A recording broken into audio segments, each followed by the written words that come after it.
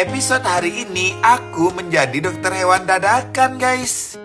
Halo guys, hari ini kita menebar 2 kali tebaran jaring tarik. Nah dan ini jaring tarik atau tebaran yang pertama sudah sampai di pinggir gitu dong. Dan para penarik jaringnya kelihatan lemas gitu. Ini karena pagi hari mungkin belum pada sarapan gitu ya. Di tebaran yang pertama ini jaring tariknya sampai ke pinggir hampir jam 8 pagi gitu. Nah ini airnya agak pasang guys. Coba kalian lihat ini, para penarik jaringnya mulai meminggirkan jaringnya. Dan ini kakaknya Rifki sudah mulai mengencangkan jaringnya, menginjak risnya dan juga mengencangkan pelampungnya. Ini seperti biasa, pertanda bahwa jaring tariknya akan segera habis ditarik guys. Nah ini jaring tariknya sudah sampai di pinggir gitu dong. Dan habis ini stepnya kita akan menggiring ikan di dalam jaring hitamnya. Sepertinya di tarikan yang pertama kali ini kita kurang beruntung. Tapi sekurang-kurang beruntungnya kita masih aja ada tetap ikan yang tertangkap dalam jaring tariknya guys. Nah ini proses penggiringan jaring tariknya sudah dimulai. Seperti biasa masih ikan-ikan sarden nih yang mendominasi tangkapan di tarikan yang pertama ini. Dan ini sudah sampai di ujung jaringnya. Dan hasilnya ya lumayan 1 box ikan sarden yang kita dapatkan di tarikan yang pertama ini. Dan inilah hasilnya guys. Wah ikan-ikan sarden segar. Dan ada beberapa ekor anakan dari king cobia. Tarikan yang kedua sudah mulai sampai di pinggir nih jaringnya. Wah masih kelihatan lemas nih para penarik jaringnya. Karena tadi di tarikan yang pertama kita mendapatkan kurang banyak ikan guys. Jadinya ini kita lanjut lagi di tarikan yang kedua. Dan ini tarikan yang kedua jaringnya sudah sampai di pinggir gitu dong. Wah semoga di tarikan yang kedua ini kita mendapatkan lebih banyak ikan guys. Sisi kanan dan sisi kiri jaringnya sudah seimbang semua. Dan ini Rifki sudah berada di posisi depan untuk mengencangkan jaringnya, menginjak timahnya dan seperti biasa mengencangkan pelampungnya juga. Dan bagian para penariknya juga terus menarik jaringnya agar segera sampai di pinggir gitu guys.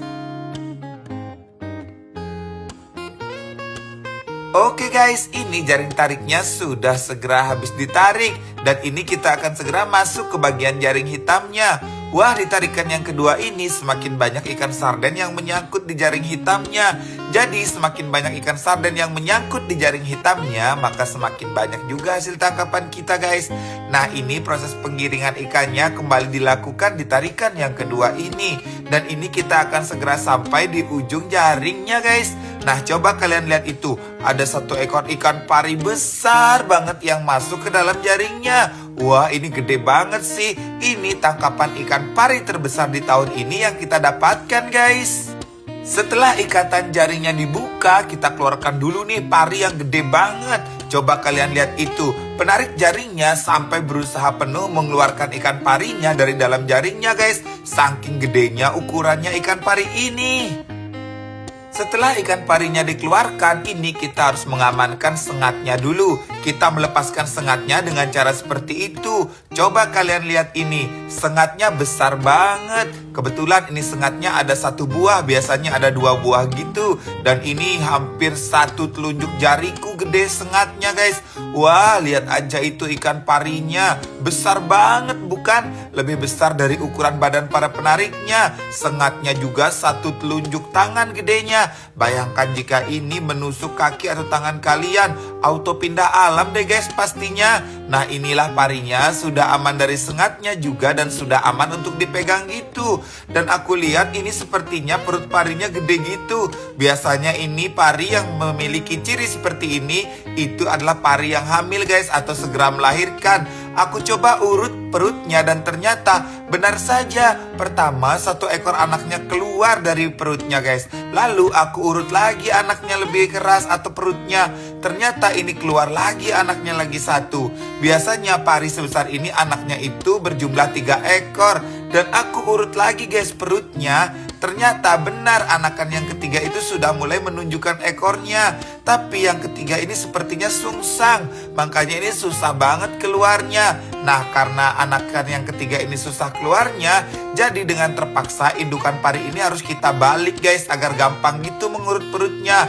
Dan setelah diurut perutnya, akhirnya anakan pari yang ketiga sudah bisa kita keluarkan guys.